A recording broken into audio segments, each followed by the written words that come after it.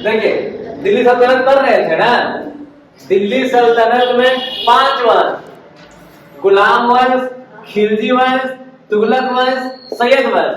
पिछले क्लास में तुगलक पढ़े थे, तुगलक और सैयद के बीच में थोड़ा सा गैप था। अभी बताए दिया आते आते थोड़ा सा गैप किस लिए था, क्योंकि तैमूर लंग का आक्रमण था, है ना। तैमूर लंग भारत पर आक्रमण किया, मेनली कहाँ, दिल्ली में, है ना, दिल्ली केंद्र था। आक्रमण किया, यहाँ का जितना आक्रमण किया तो उसका ही नहीं मकसद था कि हम यहाँ का राजा बने, यहाँ राज करें, नहीं, उसको सिर्फ लूटने का और लूट कर लेके जाने का इतना ही मकसद था। आक्रमणकारी था, लुटेरा था, एक तरह से क्या बोलिएगा, लुटेरा था। ये आया, लगभग कहा जाता है कि दिल्ली में 7 दिन तक रहा। कितना दिन तक? 7 दिन तक रहा। पूरा जितना धन था सबके घर घर से जाके घुस के पूरा लूटता था, सब लेके चला गया अपने साथ। समझे? बताया, कहा जाता है कि दिल्ली में जब तैमूर लंग चला गया था 10 से 12 दिन तक कोई घर से बाहर नहीं निकलता था, है ना, कि नहीं गया होगा। समझे? सबको मार देता था और सब लेके चला जाता उसका जो भी है सामान घर में। इसके बाद इसको लूटने में मदद किया खिज्र खां। मदद किया खिज्र खां।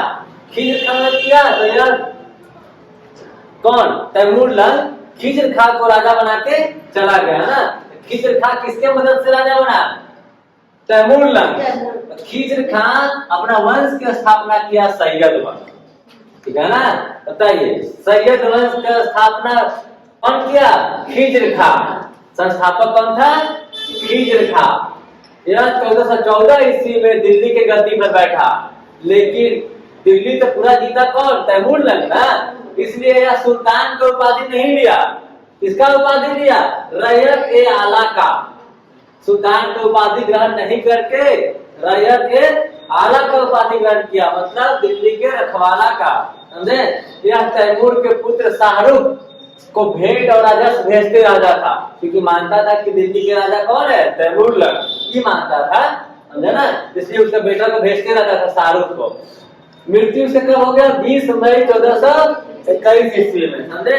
इसके बाद इसका पुत्र मुबारक शाह गद्दी पर बैठा। मुबारक शाह, है ना, सैयद वंश का दूसरा शासक मुबारक शाह गद्दी पर बैठा 1421 से लेकर 1433 तक। खिज्र खां का पुत्र था, इसने शाह की उपाधि ली। इसका उपाधि लिया शाह का। देखिए इसके नाम में लगा मुबारक शाह, फिर बाद में सब शाह लगाने लगा था। मुबारक शाह पहली बार शाह का उपाधि लिया। समझे? यह वैधानिक रूप से शासन करता था और अपने नाम का सिक्का चलवाया। अपने नाम का तैमूर लंग जो आक्रमण किया था खिज्र खां के शासन में, सिक्का भी नहीं था, सब सिक्के लेकर चल गया था तैमूर लंग। फिर बाद में अपने नाम से मुबारक शाह का पुत्र सिक्का चलवाया। समझे ना? यमुना के किनारे मुबारकबाद बसाया शहर है। कौन? मुबारक शाह। मुबारकबाद पूछा क्वेश्चन, शहर कौन बसाया? मुबारक शाह, दूसरा शासक सैयद वंश का और खिज्र खां का पुत्र। समझे? आगे देखिए, आगे अगला शासक कौन था? मोहम्मद शाह। अगला शासक कौन बना? 1433 से 1443 तक रहा। यह कौन था? मुबारक शाह का भतीजा था। मुबारक शाह का भतीजा।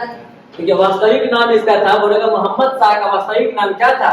तो मोहम्मद शाह का वास्तविक नाम मोहम्मद बिन फरीद था। मोहम्मद बिन फरीद। इसने बहलोल लोदी को खाना का उपाधि दिया। बहुत इंपॉर्टेंट क्वेश्चन बहुत बार पूछा है। खाना का उपाधि कौन दिया बहलोल लोदी को? मोहम्मद शाह। तीसरा शासक था सैयद वंश का। समझे? खाना का उपाधि किस वंश से मिला है इसको? सैयद वंश। इसके बाद चौथा राजा और अंतिम बड़ा शासक अलाउद्दीन आलम शाह। अलाउद्दीन, इसका शासक 1443 से 1451 तक। यह सैयद वंश का अंतिम शासक था अलाउद्दीन आलम शाह। आलम शाह भी कहिए। देखिए इसका वजीर हमीद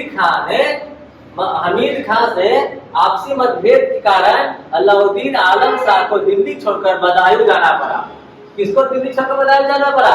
अलाउद्दीन आलम शाह को। समझे ना? हमीद ने 1451 में दिल्ली के सिंहासन पर बहलोल लोदी को सौंप दिया 1451 में, है ना। और यहाँ से बहलोल लोदी 1451 में बना राजा और ये स्थापना किया लोदी वंश का। तो नेक्स्ट क्लास में पढ़ेंगे लोधी वंश।